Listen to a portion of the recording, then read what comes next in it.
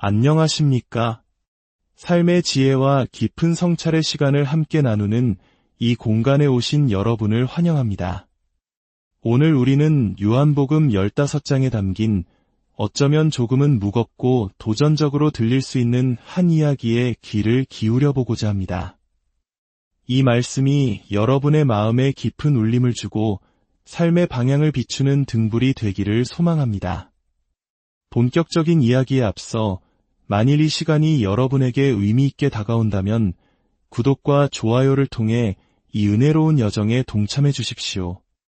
여러분의 작은 움직임이 더 많은 이들에게 이 귀한 메시지를 전하는 통로가 될 것입니다. 이 영상을 보시는 모든 분들의 삶에 하나님의 평안과 축복이 가득하시기를 기도합니다. 자, 이제 성경을 펼쳐 요한복음 15장으로 함께 들어가 보겠습니다. 오늘 우리가 읽고 묵상할 말씀 앞에는 예수 그리스도께서 재림하실 때까지 이 땅에 계속해서 임할 무서운 심판에 대한 경고가 기록되어 있습니다. 만약 이 말씀을 들었을 때 여러분의 마음이 조금이라도 떨렸다면 그것은 여러분이 하나님의 말씀을 살아있는 진리로 믿고 있다는 증거일 것입니다. 하지만 많은 사람들은 이 무서운 심판의 경고를 듣고도 아무런 감흥을 느끼지 못합니다. 단순히 구원의 확신이 있기 때문만이 아닙니다. 어느새 마음이 굳은 살처럼 딱딱해져 버렸기 때문입니다. 우리는 방금 생과 사를 가르는 무서운 이야기를 들었습니다. 이 말씀들은 결코 가볍지 않은 무게를 지니고 있지만 너무나 쉽게 한 귀로 들어와 다른 귀로 흘러나가 버립니다. 저는 오늘 여러분과 함께 어떻게 더 경건한 삶, 그리스도를 닮아가는 삶을 살 수 있는지, 어떻게 하나님의 보좌 앞에 더 큰 확신을 가지고 설 수 있는지에 대해 이야기하고자 합니다.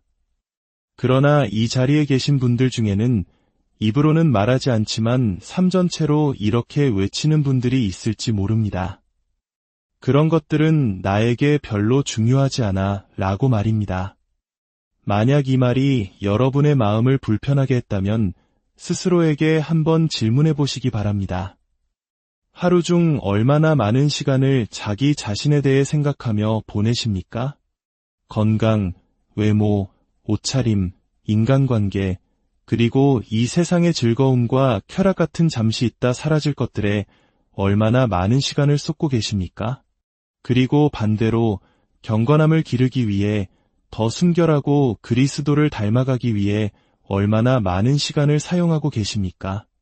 여러분의 구원의 확신을 더 굳건히 하기 위해 어떤 노력을 하고 계십니까? 어쩌면 지금 이 순간에도 제 이야기에 귀를 기울이는 대신 고개를 숙이고 다른 생각을 하고 계실지 모릅니다. 하지만 이것 하나만은 분명히 아셔야 합니다.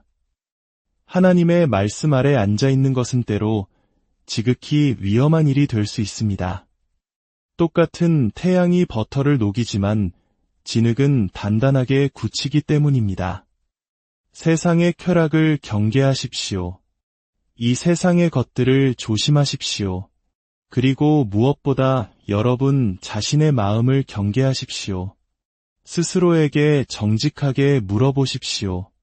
내가 정말로 진심으로 거듭났다는 증거가 내 삶에 단 하나라도 있는가? 오늘 이 자리에 왜 오셨습니까? 단순히 주일이기 때문입니까?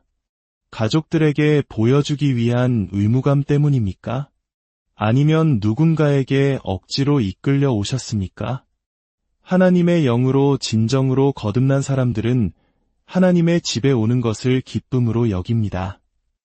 때로는 지루한 설교를 견뎌야 할 때도 있지만 그럼에도 불구하고 우리는 하나님의 말씀을 듣기 위해 이 자리에 나아옵니다. 그리고 진정으로 거듭난 마음은 교회를 떠날 때 그 갈망을 교회에 두고 오지 않습니다. 하나님께서 그 삶 속에서 행하신 일들은 주중 내내 그 사람의 삶을 통해 드러납니다. 만약 제가 여러분의 일주일을 비디오 카메라로 촬영한다면 여러분이 자신에게만 몰두하는 모습을 얼마나 많이 보게 될까요? 허영, 거울, 화장과 근육, 자동차와 집, 그리고 명품 옷. 다른 사람들이 나를 어떻게 생각할까 전전긍긍하며 그들의 관심을 끌기 위해 애쓰는 모습. 하나님의 시선을 끌기 위한 노력 대신에요. 이 자리에 있는 어떤 분들은 아직 회심하지 않았습니다. 그리고 그 끝은 지옥이 될 것입니다. 그 위대한 날에 불법을 행하는 자들아, 내게서 떠나가라. 내가 너희를 도무지 알지 못하노라 라는 말을 듣고서야 깜짝 놀라게 될 것입니다. 이 말씀의 본질적인 의미는 이것입니다. 나와 상관이 있다고 주장했지만 내가 지키라고 준 율법은 없는 것처럼 살았던 자들아, 내게서 떠나가라. 너희는 내가 매주 너희 앞에 놓아둔 그 모든 중요한 문제들을 전혀 진지하게 여기지 않았다. 너희는 육감적이고 세상적이며 육신에 속한 자들이었다. 너희는 나의 것이 아니었다. 이것은 끔찍한 말입니다. 저도 알고 있습니다. 그래서 차분하게 말씀드리는 것입니다. 하지만 이것은 명백한 진실입니다. 저는 경건하게 사는 법에 대해 가르치겠지만 이 자리에 있는 어떤 분들은 경건함에 전혀 관심이 없을 것입니다. 만약 제 말에 반박하고 싶다면 증거를 보여주십시오. 여러분이 거울 앞에서 보내는 시간과 하나님의 말씀 앞에서 보내는 시간을 비교해 보여주십시오. 조심하십시오. 정말 조심하십시오. 어떤 분들은 이 주일 예배가 끝나기만을 기다리고 있을 것입니다.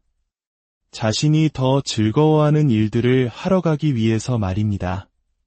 두려워하십시오. 이것은 결코 가벼운 문제가 아닙니다. 여러분이 가질 수 있는 최악의 태도 중 하나는 사람들 앞에서 그럴듯하게 보이는 종교를 받아들이는 것입니다. 좋은 평판을 얻을 만큼의 도덕성은 갖추었지만 마음속에는 그리스도를 향한 사랑이 전혀 없는 상태 말입니다. 두려워하십시오. 진심으로 두려워해야 합니다. 요한복음 15장 1절로 가보겠습니다. 나는 참포도나무여 내 아버지는 농부라.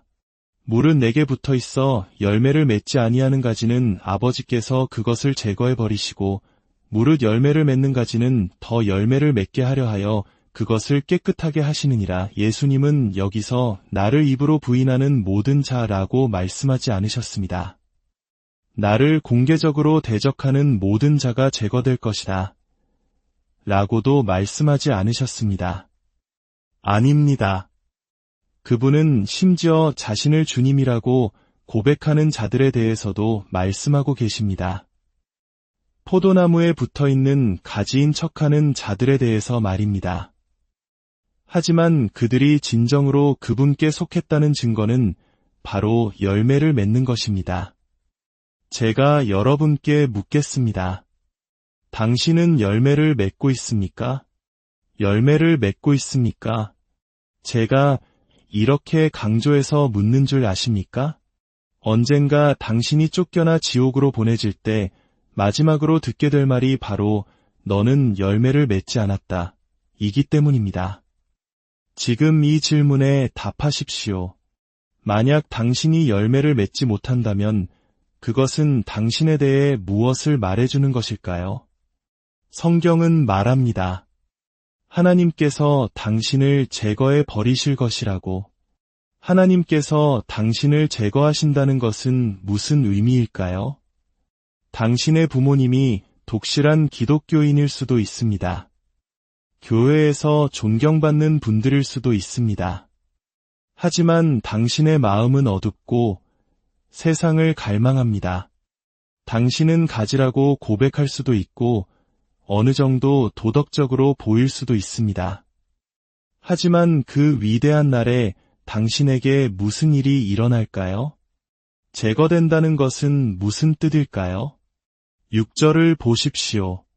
사람이 내 안에 거하지 아니하면 가지처럼 밖에 버려져 마르나니 사람들이 그것을 모아다가 불에 던져 사르느니라. 오늘날 많은 사람들은 하나님이 아무도 지옥에 던지지 않는다고 말합니다.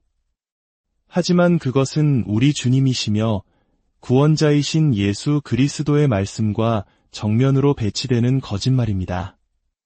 예수님은 제자들에게 경고하셨습니다. 로마 군단을 두려워하지 말라고 말입니다. 당시 로마 군단만큼 두려운 존재는 없었습니다. 그들은 잘 훈련되었을 뿐만 아니라 잔인하고 야만적이었습니다. 예수님은 말씀하셨습니다. 그들을 두려워하지 말라. 그들은 단지 너의 몸을 죽일 수 있을 뿐이다. 내가 너희에게 진정으로 두려워해야 할 분을 알려주겠다.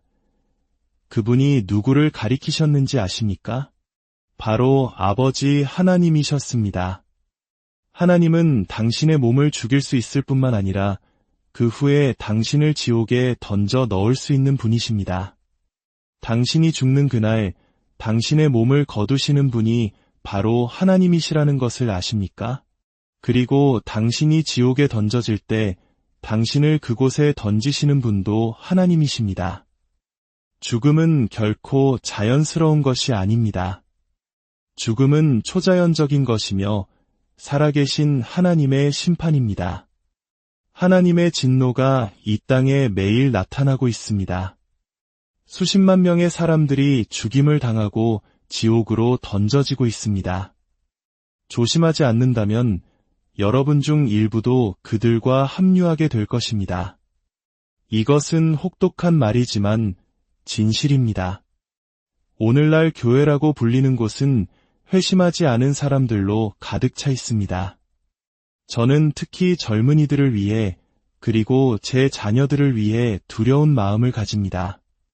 진실하게 그리스도를 따르는 부모 밑에서 자라는 것, 참된 교회에 다니는 것은 때로 위험할 수 있습니다. 그 모든 좋은 환경이 당신의 발 앞에 놓여 있음에도 불구하고 당신이 그것으로부터 돌아선다면 그 책임은 더욱 무거워질 것이기 때문입니다. 저는 오늘 많은 분들이 두려워하기를 바랍니다. 여러분의 영적 상태에 대해 떨고 무서워하기를 바랍니다. 잠자는 자여, 깨어나십시오. 제발 당신은 지금 끔찍한 상태에 놓여 있습니다.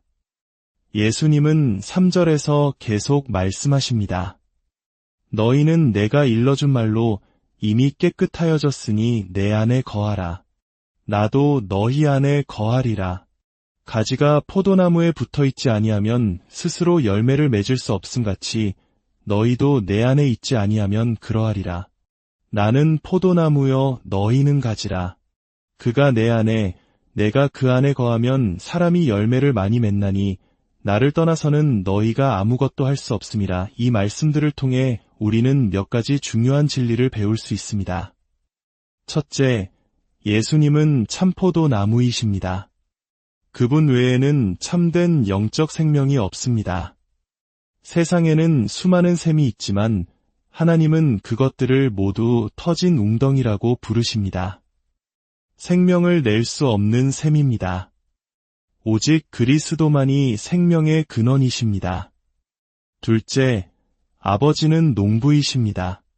당신이 진정으로 회심했다는 가장 큰 증거 중 하나는 당신의 삶에 끊임없이 나타나는 하나님의 섭리입니다. 하나님 아버지는 당신을 울타리 안에 두시고 지키십니다. 당신이 잘못된 길로 갈 때 그분은 반드시 당신을 쫓아가실 것입니다. 하지만 만약 당신이 세상에서 아무런 제재 없이 마음대로 살 수 있다면 세상 사람들과 똑같은 즐거움을 누리며 주일에만 종교적인 가면을 쓸 수 있다면 그것은 아버지가 당신의 농부가 아니라는 증거입니다. 당신은 사생하여 참 아들이나 딸이 아니라는 증거입니다. 셋째, 성령님께서 우리 안에 역사하십니다. 가지가 포도나무에 붙어 있어야 하는 이유는 생명을 주는 수액이 가지를 통해 흐를 수 있도록 하기 위함입니다. 그 생명을 주는 수액이 바로 성령님이십니다. 성자께서는 당신을 가르치시고 성부께서는 그 가르침을 적용하시며 성령께서는 당신에게 능력을 주십니다. 삼위일체 하나님께서 당신의 삶 속에서 함께 일하고 계시는 것입니다. 그렇기에 기독교인의 삶에는 죄에 대한 승리가 있어야 합니다. 물론 우리는 죄와 씨름하며 살아갑니다. 때로는 세 걸음 나아갔다가 네 걸음 물러서는 것처럼 느껴질 때도 있습니다. 치열한 전투입니다. 하지만 당신의 삶 전체를 놓고 볼 때 죄에 대한 승리가 보이지 않는다면 그것은 당신이 하나님을 알지 못하고 하나님도 당신을 알지 못한다는 좋은 증거입니다. 기억하십시오. 내가 그들을 모든 더러운 것과 우상에게서 정결하게 하리라. 하나님께서는 당신이 죽는 날까지 그 일을 계속하실 것입니다. 당신은 변화될 수 있습니다. 기독교인의 삶은 구원받은 후 직선으로 상승하는 그래프가 아닙니다. 그렇다고 해서 평평한 선도 아닙니다. 심전도에서 평평한 선이 죽음을 의미하듯 영적으로도 마찬가지입니다. 기독교인의 삶은 마치 산을 오르는 것과 같습니다. 올라가다가 내려가기도 하고 평지를 걷다가 다시 올라가기도 합니다. 어느 한순간에는 퇴보하는 것처럼 보일 수도 있습니다. 하지만 삶의 전 과정을 통해 본다면 꾸준한 상승 곡선을 그려야만 합니다. 당신이 회심한 이후 사람들은 당신의 삶에서 그러한 영적 진보를 볼 수 있습니까? 하나님께서 이 모든 일을 하시는 이유는 당신이 열매를 맺게 하기 위함입니다. 성경은 약속합니다. 그는 시냇가에 심은 나무가 철을 따라 열매를 맺으며 그 잎사귀가 마르지 아니함 같으니 그가 하는 모든 일이 다 형통하리로다. 예수님께서도 말씀하셨습니다. 나를 믿는 자는 내가 하는 일을 그도 할 것이요 또한 그보다 큰 일도 하리니 이는 내가 아버지께로 감이라. 그렇다면 열매는 무엇일까요? 열매란 그리스도의 생명과 관련된 모든 것입니다. 경건한 성품, 성령의 열매는 그리스도께서 우리를 통해 그분의 삶을 살아내시는 것입니다. 사람들이 당신을 볼 때 세상과는 다른 거룩한 향기를 느낍니까? 당신의 삶을 통해 영원을 잠시나마 맛보게 됩니까? 당신은 열매 맺는 가지입니까? 지금 이 순간 당신의 삶에서 어떤 열매를 찾아볼 수 있는지 생각해 보십시오.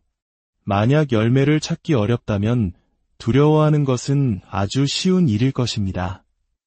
예수님은 말씀하십니다. 나는 포도나무요, 너희는 가지라. 이것은 사실입니다. 당신이 진정한 신자라면 무언가를 해서 가지가 되는 것이 아니라 이미 가지라는 사실입니다. 당신이 진정으로 성령으로 거듭났다면 당신은 포도나무에 연합된 것입니다. 당신은 가지입니다. 그러므로 당신은 열매를 맺을 것입니다. 만약 당신이 전혀 열매를 맺지 못한다면 그것은 당신이 포도나무에 연결된 것처럼 보이지만 실제로는 부러지고 죽은 가지에 불과하다는 것을 나타냅니다. 물리적인 가지가 스스로 열매를 맺을 수 없다는 것은 명백한 사실입니다. 나무에서 잘린 가지는 며칠은 살아있는 것처럼 보일지 몰라도 결국 시들고 마를 뿐입니다. 가지가 포도나무에 연결되지 않고 열매를 맺는다고 생각하는 것은 터무니없는 일입니다. 이 비유를 따라가 봅시다. 신자 역시 스스로 열매를 맺을 수 없습니다. 그리스도와의 실제적이고 영적이며 지속적인 관계를 통해서만 생명을 주시고 열매를 맺게 하시는 성령의 능력이 우리 안에서 역사하는 것입니다. 우리는 아무것도 할 수 없습니다. 그러나 바로 여기에 놀라운 진리가 있습니다. 그리스도의 생명을 떠나서는 아무것도 할 수 없다면 반대로 그리스도의 생명 안에서는 모든 것을 할 수 있다는 뜻이기도 합니다. 우리는 삼손 이야기를 압니다. 사람들은 삼손을 근육질의 장사로 상상하지만 그의 힘은 근육에서 나온 것이 아니었습니다.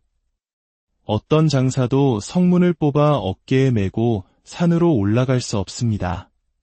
나귀 턱뼈 하나로 1000명을 물리칠 수도 없습니다. 그것은 오직 하나님의 영, 성령의 능력이었습니다. 우리는 너무나 육신적으로 생각하는 경향이 있습니다. 저 사람은 재능이 있어, 머리가 좋아 라고 말입니다. 그러나 성경이 말하는 모든 것을 정면으로 반박하는 생각입니다. 능력은 사람에게 있지 않습니다. 죽은 자에게 생명을 주시고 없는 것을 있는 것처럼 부르시는 하나님께 있습니다. 그리스도인의 삶이 불가능하다는 사실은 우리가 무엇을 하도록 부름받았는지를 깨달을 때 더욱 분명해집니다. 당신의 힘으로 산상수훈의 팔복을 살아낼 수 있습니까? 고린도전서 13장의 사랑을 실천할 수 있습니까? 불가능합니다. 신약의 가장 단순한 명령조차도 우리 힘으로는 절대적으로 불가능합니다. 문제는 여기서 발생합니다. 많은 사람들이 그 불가능함을 인식하고는 그냥 주저앉아 버립니다.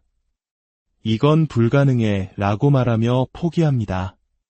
하지만 신약 성경이 우리에게 명령하는 것은 무엇입니까?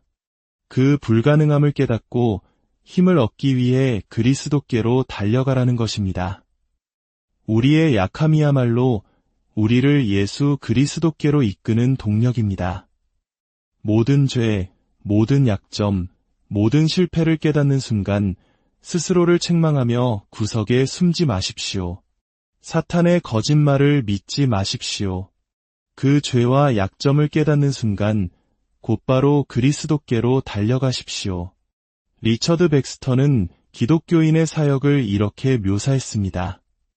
우리는 세상을 지탱하고 하나님의 저주로부터 세상을 구하며 모든 피조물을 완성하고 그리스도의 죽음의 목적을 이루기 위해 일한다. 우리는 자신과 다른 사람들을 파멸해서 구하고 마귀와 싸워 이기며 그의 왕국을 파괴하고 그리스도의 왕국을 세우기 위해 일한다. 이 중 사람의 힘으로 가능한 것이 단 하나라도 있습니까? 절대로 없습니다. 그러나 성령의 능력 안에서는 가능합니다. 하나님은 종종 우리의 약함을 드러내시기 위해 시련과 고난을 사용하십니다. 당신의 삶에 불어오는 모든 거친 바람은 당신의 무능함과 약함을 보여주어 당신을 하나님께로 다시 쫓아가게 하기 위함입니다. 바울 사도는 고백합니다. 내가 약할 그때의 강함이라. 바울이 자신을 강하게 만드는 유용한 도구라고 말했던 것들이 오늘날 대부분의 기도 모임에서는 피해야 할 주제가 되어버렸습니다. 그는 그 모든 고난 속에서 만족한다고 말했습니다. 왜냐하면 자신에 대한 모든 소망을 넘어섰을 때 그것이 그를 주 예수 그리스도께로 향하게 하고 그분의 힘을 의지하게 하여 진정으로 강하게 만든다는 것을 배웠기 때문입니다. 우리가 정말로 얼마나 약한지 알고 싶으십니까? 지난 한 주 동안 얼마나 많은 시간을 말씀과 기도에 사용했는지 보십시오. 만약 거의 없다고 대답한다면 당신은 스스로가 그렇게 약하다고 생각하지 않는 것입니다. 진정으로 자신의 약함을 깨달은 사람은 아침에 눈을 떴을 때 이렇게 생각할 것입니다. 하나님의 은혜를 구하는 기도 없이는 단 한 발자국도 움직일 수 없다. 주님, 당신의 은혜가 없다면 저는 침대에서 바닥으로 내려가는 그 짧은 순간에도 넘어질 수 있습니다. 주님, 당신이 필요합니다. 마귀는 거짓말쟁이이며 거짓말을 통해 살인하는 자입니다. 당신이 어제 지었던 죄를 오늘 또다시 저질렀을 때 마귀는 당신의 마음에 이렇게 속삭일 것입니다. 위선자야, 또다시 그리스도께 나아갈 셈이냐? 어차피 또 죄를 지을 텐데 이것은 지옥에서 온 새빨간 거짓말입니다. 진정한 회개는 죄에서 돌이키는 것이지만 진정한 회개의 표시는 죄 없는 완벽함이 아닙니다. 반복되는 약점을 발견할 때마다 우리는 반복적으로 그리스도께 달려가야 합니다. 그분은 베드로에게 형제를 잃은 번씩 7번이라도 용서하라고 말씀하셨습니다. 그분께서 친히 말씀하신 것을 실천하지 않으시겠습니까? 기독교인의 삶에서 당신이 해야 할 가장 어려운 일, 당신이 올라야 할 가장 높은 산은 이것입니다. 바로 하나님께서 말씀하신 것만큼 하나님이 당신을 사랑하신다는 사실을 믿는 것입니다.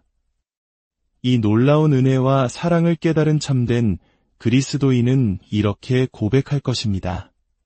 만약 하나님의 사랑이 이토록 무조건적이고 은혜가 이토록 값없이 주어지는 것이라면 내가 얼마나 더 거룩하기를 갈망하는가, 내가 얼마나 더 헌신하기를 갈망하는가. 사랑하는 여러분, 하나님의 약속을 믿으십시오.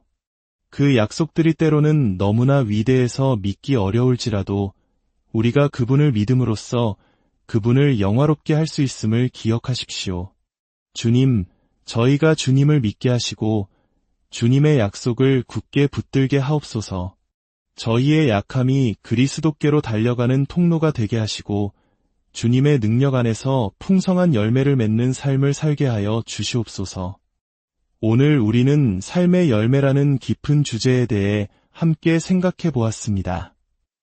이 말씀이 한 주간 여러분의 삶의 길잡이가 되기를 바랍니다. 경청